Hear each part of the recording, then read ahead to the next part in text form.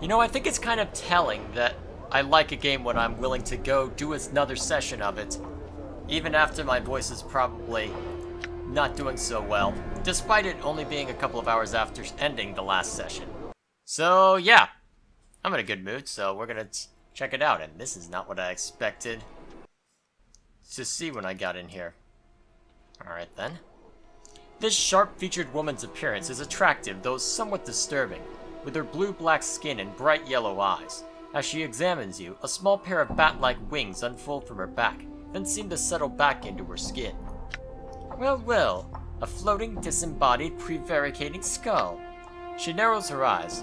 You're the scarred man who's been going around asking all the questions? She looks you up and down. You sure look lost. Did you want to come in, really, or are you just casing the place because you have nothing better to do? Because Farishka can help you. How can you help me? I travel and trade extensively. I hear a great deal. I purchase a great deal and I own a great deal. Perhaps I can make you a great deal. Is there anything you desire? Would you care to examine the weapons and charms, or something of my more exotic acquisitions?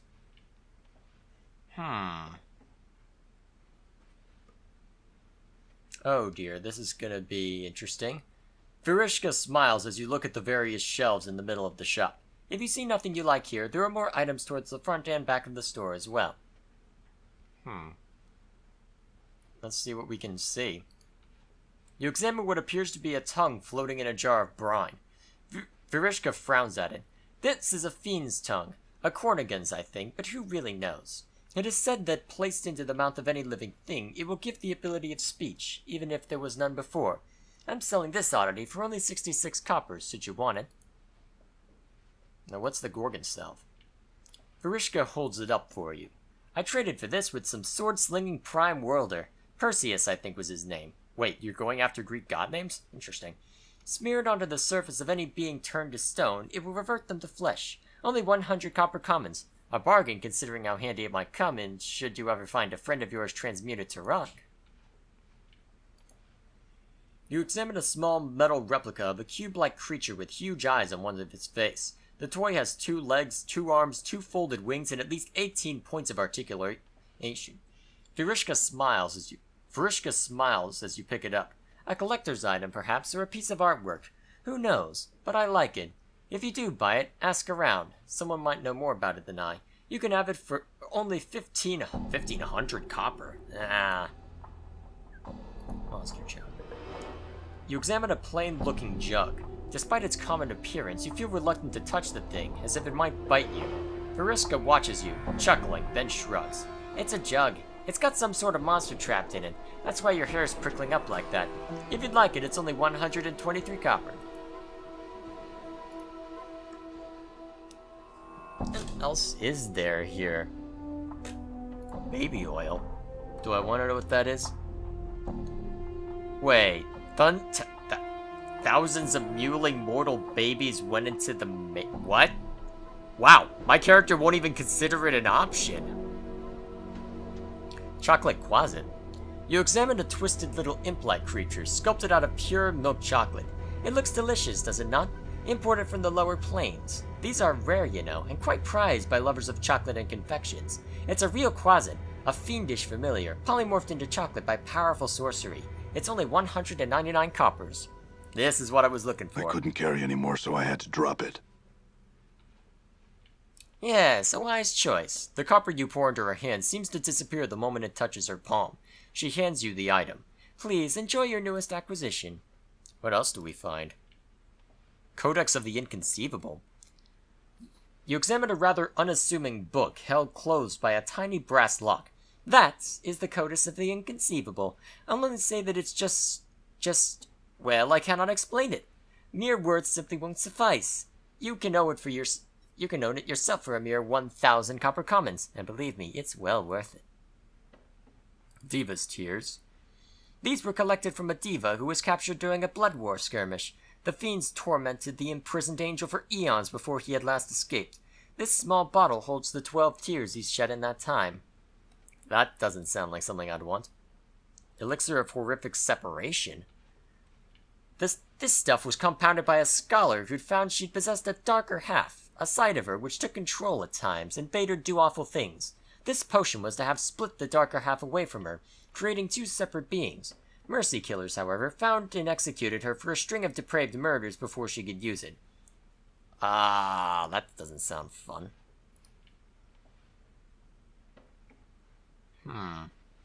Strained lens.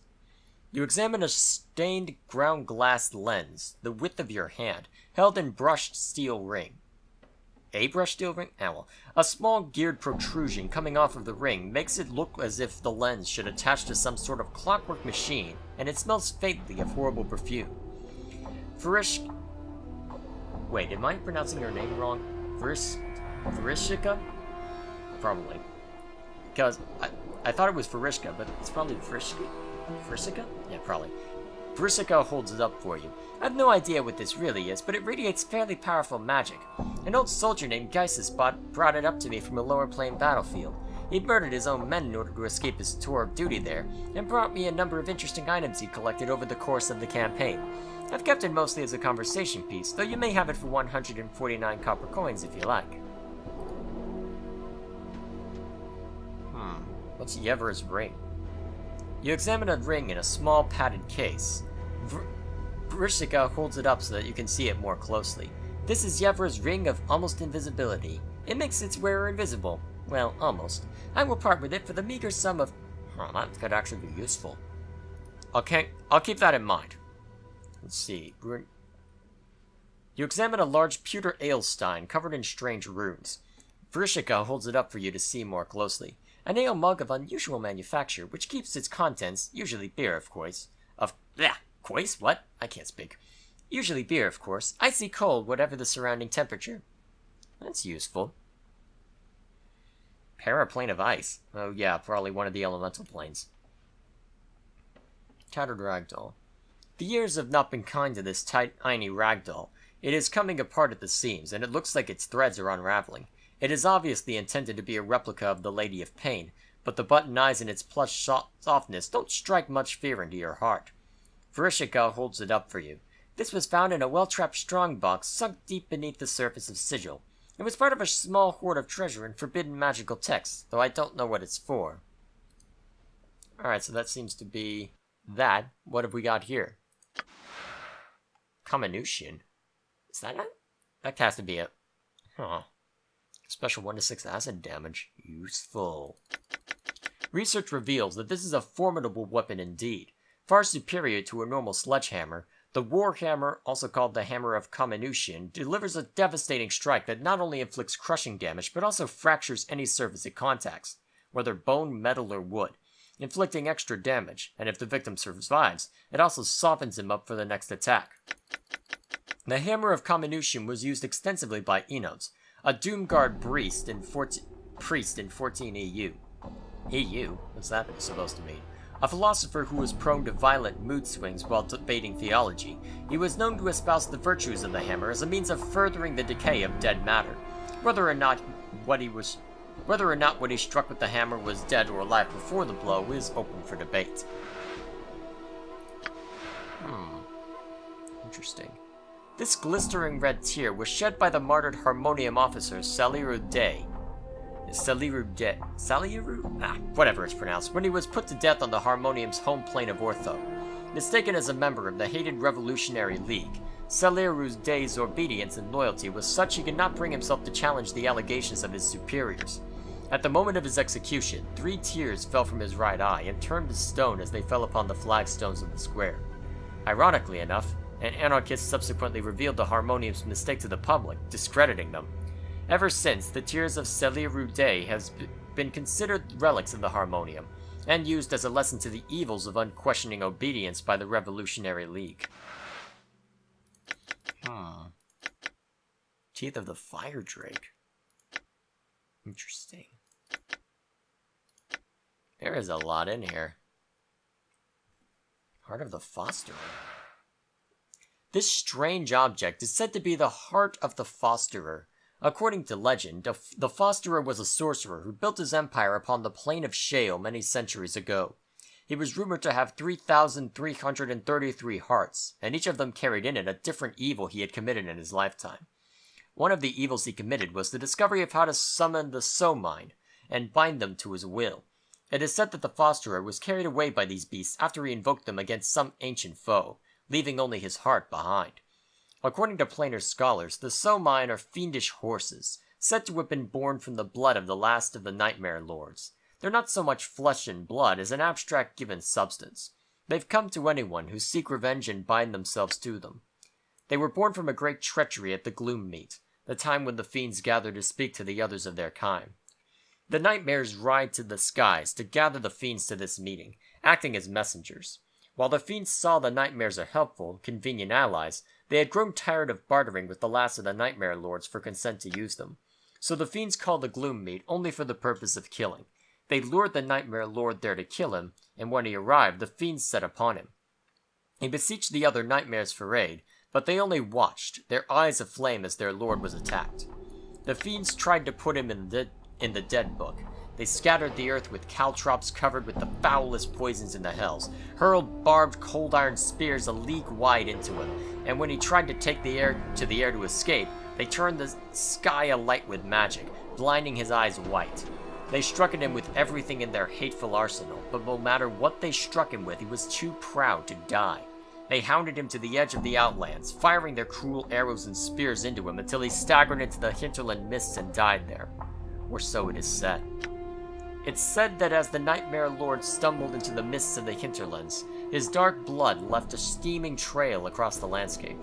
Wherever his blood fell, the Outland itself cried out, wailing like a banshee, uttering the cries of the Nightmare Lord would not. Uttering the cries the Nightmare Lord would not. Less than a year later, the soul mine rode from the hinterlands, seeking out any nightmares and fiends where they could find them. Their cries were the same as had risen from the blood wounds on the Outlands, and their minds were focused solely on revenge. It is said that gripping the heart of the soul mine and wishing harm upon another will cause them to appear. The soul mine will answer the user's call, then fade into the mist from which they came. Who can use it? Evil and neutral. Actually, that would probably... that probably would... Actually, that probably would include Ignis. Actually, I don't have anything on you right now. Ignis will not part with it. Well then. So, real quick, statistics screen. Chaotic neutral, yeah, that probably would apply to you. So pretty much anyone who isn't evil can use it. Alright then, so be it. Interesting stuff. I'll have to come back here later. But, in the meantime, I have what I came for. Where the hell did it go? I'm gone. Done. Okay. Or do you hang on to that? Dacon, can you hold on to this? Thank you. Alright, that'll do for now. Let's get out of here. And back to the fest hall. Alright, now let's see. Where did that mage go? Okay. Let's see if I can appease him. The mage's expression curdles as he spies your approach. Unbelievable! You've chosen to curse me with your detestable presence once more, you ill-conceived, reeking sod! He pauses his haranguing to eat a small peppermint. I pray you've learned some manners. I brought you some imported chocolate as a gift. Oh? His demeanor changes in an instant. Very kind of you, very gentlemanly. May I see? He takes it from your hand. Oh, right, where rare these are, and most delectable. He bites off large pieces and tucks what's left into his tunic. I had some questions. He frowns at you, licking the last of the chocolate off his fingers. Who told you to bother me with inane questions? He stares at you accusingly. Come now, what is it that you wish to bother me with, or be gone? He fishes a malt ball from his sleeve and eats it. What do you know of Ravel Puzzlewell? At the mention of her name, he swallows the candy he's sucking on with a loud gulp, wincing in pain. What to tell? Why tell at all? Such things, such tales are best left in dusty books and in the attics of old men's minds. Evil, evil, such a name, and such dark tales swim about it like flies on a corpse. Just the same, I need you to tell me. He rolls his eyes, plopping another candy into his mouth. She's a night hag, my boy, who came to Sigil. All evil and cackles she was, alive with her shadow magic, ready to butt heads with the Lady of Pain. Barmy old hag, only succeeding in getting herself mazed. She's likely dead by now. How might I find her? Why would you ask such a thing? Are you mad? What could you possibly want with such an evil creature? She knows something about my past. Doubtful. She was May's many centuries ago. Gone. Penned in the dead book she is. And even if she was somehow still clutching to life with her black and bloody talons, what could she possibly know about you? If she wasn't the spitting image of cackling evil, that is, and was even willing to help you. I'll just have to hope she's alive and will help me. My luscious 68 in her swollen tummy. What a flickering candle of hope hurled into the howling winds of pandemonium that is. Flicker, flicker, whoosh? I don't know. Don't be any more the fool than you need to be. I must still seek her out, whether she's dead or alive. So if she's dead, as she most likely is, then what is your plan, may I ask? You ever everything all figured out, do you? Quill is just blowing words out of his pits. Nonsense, nothing. What do you plan to do if she's in the dead book, eh? What do you think I should do? The first brilliant question you've asked. Me? I think you should give up this clueless idea of entering mazes and chatting with night hags and look back into whatever crypt you crawled out of. Makes far more sense than fishing for the lady's anchor, it does. Can you tell me how to get to her maze? Lunatic! Madman! Addle Cove! Have you not listened to a word I said? She's imprisoned in an interdimensional maze for trying to best the Lady of Pain! That means she's at least 10 times as barmy as you and at least 100 times more powerful. She's also most likely dead, thrice dead, and if by some happenstance she isn't, she'll make you dead! I understand, but I really need your help. Can you tell me how to reach her or not? Quill goes quiet, chewing on his lips. After a moment, he fishes around in his tunic for a mint, then plops it in his mouth. You're serious? Serious now? Why so serious, so Bator bent, so mule stubborn? Well, born clueless, die clueless. Yes? Updated my journal. All mazes have portals, this much I know to be true. A way in, a way out. This is how the lady fashioned them, ends them. I do not know the portal, its location, or even its form, but I am told its key is a piece of Ravel. A piece of Ravel? But if Ravel is maze, then how am I supposed to— Then you'll have to make do! Find something that has Ravel's taint in it, mayhap. That's all I know. All. Bother me no more about it. If you want to go pestering someone about something like that, go to the brothel of slating intellectual lust. One of the ladies there is bound to have met someone or knows someone that'll help. Updated my journal. Okay, that was long-winded. You are a jerk. So, what have we got here? They're not giving me they're not updating this as I go along. I guess they're expecting me to look at the journal. Okay, go to the brothel. Slating intellectual lust.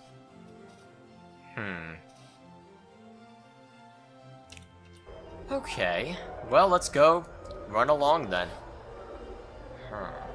Well, I was planning on going to check that place out anyway, because it sounds interesting in and of itself. There is a lot to this. And I thought that there was plenty to the hive. Just when you think you understand this game. In the meantime, is there anything else I want to check out? Yeah. I think I should be alright. Actually, wait. I haven't looked at this yet. Updated my journal. The tablet... okay. The tablet turns out to be a journal of sorts. One kept by some prior incarnation of yourself, it would seem. And not an altogether sane one, either. There are only a handful of completely coherent sections. Oh dear. There is a lot here. Whispering shadows. The whispers are not the shadows moving. They are speaking, plotting, talking to each other. I can understand some of what they say. Interesting. The book tells me things, whispered things. It tells me to avoid the ghost girl. Avoid her. I don't know her, and she torments me. Hiding something within your own body. And so I swallowed it, hoping I'd catch it in my bowels. I can make someone remove it when I need it. What? What is in my body? And how do I get it out? Paranoid ranting. I have learned that my life is not my own. I will not allow you have my life. You will have to pull my life from my broken body if you want it. It's you who will die. If I cannot have it, neither will you. You are responsible for this treason of flesh. You will not live to live my life. the accursed tattoo. The accursed tattoos will not leave my skin. I have tried to burn them off of my skin. Failed. I try and cloak myself, but I always feel that people are reading my flesh, reading me like a book. Whenever they look at me, I want to tear their eyes out, pluck them from their sockets, and crush them beneath my heel. This must be the same incarnation that was in that sensory stone. Dreams in Ravel. Why can't I dream? I used the goblet of Semir to force a waking dream. I saw a hag. She tempted me, threatened me with shadows. I had never seen her, but she came when I dreamt. I must not dream again. I must always be aware. I destroyed the goblet. She says she is something of power, and that she will have me, will find me. Get away, hag. Stay far from me. Leave me in peace. I want nothing to do with you. Her voice reeked of evil's talons. Talons like spiders. They burrowed into my gray matter, and I needed her out of my mind. Out! Out, hag! She was a myth, a fairy tale, who alone challenged the Lady of Pain. How can one fight someone who is a myth? I don't have the weapons. I need weapons that will kill her should she find me. I need a strategy so she cannot defeat me when she comes for me. I must devise and think. I shall beat her. Danger of names. Fear names. Names have power and identity. Names can be used as weapons by others. They are hooked and can be... Wait a minute. This is what was repeated in the tomb. So some of that was written by him. Killing in the fest hall. I went to the fest hall looking for the path of my false self in its halls. So glaring was it that those I did not know, the false ones, welcomed me into their confidence, treated me as a friend, showed me my room, attended to my needs. I had to restrain myself from launching out against them. That would have been premature. First, I needed to protect my identity. I found one who knew the exclusive language of the Uyo, learned it as I could, then killed him. Then I went to the sensorium and prepared to end the matter. Soon. Aha! I was right. Murder of one who tried to help you. There is nothing he can do. Memories are gone, he says, never to return. He says and lies and tells me that this is what he told me. Lies! He says my mind is weakening from every death. Lies! He sat there, betraying my confidence with every turn. He says that only after 3 more deaths, 3 more lives will I gain the benefit of keeping my memories. But that I myself, I will die when I die. Die! How can one be immortal and still die? He could not answer, so he was no use. I butchered him so that no other incarnation will ever benefit from his uselessness. That was written on the tomb as well. There's something similar to it. Read a cryptic answer. So the ghastly head says, you have been divided. You are one of many men. One in many men? You bear many names. Each one has left their scars on your flesh. Ghastly heads? More of this. Again, I've seen this. You are silvered glass that is cracked and the pieces scattered across history. Only one piece is of import. Regain that and your life will be yours again. There will be a price. This price will buy you a chance. Without the chance, you are doomed. You have lost that which is never meant to be separated from man. Your mortality has been stripped from you. Lost. It exists, but you must find it before your mind has lost you as well. Legacy. A legacy, the note reads. Forget not to collect your legacy, in a small coat scratched beside it. 51AA. A trap, no doubt, set by yet another of my false selves. I'll see it destroyed, I will. Forget not. 51AA. Let's write that one down. Where is it? Okay, real quick.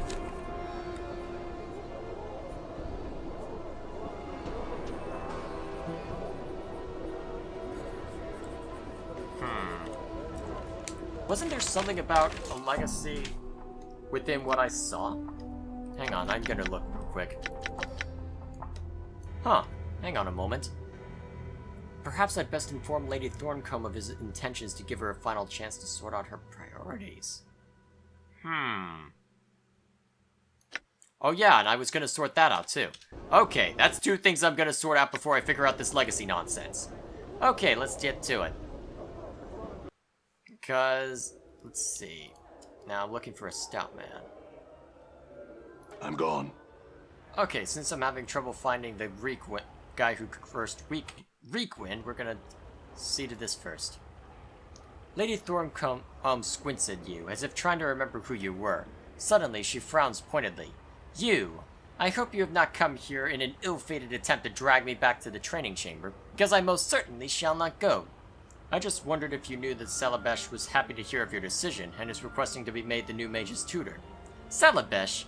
That portly little oaf! The man could magic his way out of a mildewed sack! Now what is this decision you speak of? Why, your decision to remain in the Sensorium, since to no longer train less experienced mages. Updated my journal. What? But Yes, Lady Thorncombe? She glares at you. Asinine. Wholly asinine. Should you see Salabesh, tell him not to bother. I shall return to the training chambers at once. Perhaps I'll see you there, Lady Thorncombe. Farewell. Looks like my skills have increased. And I assume that Fade to Black was a way of them moving her away without showing me directly. Alright, what do you get? Saving throws. Not bad. I'll take it. Well, she has certainly disappeared, so I guess I better get moving. So, let's keep hunting I'm around, gone. and then I can see All right. about becoming a mage, perhaps.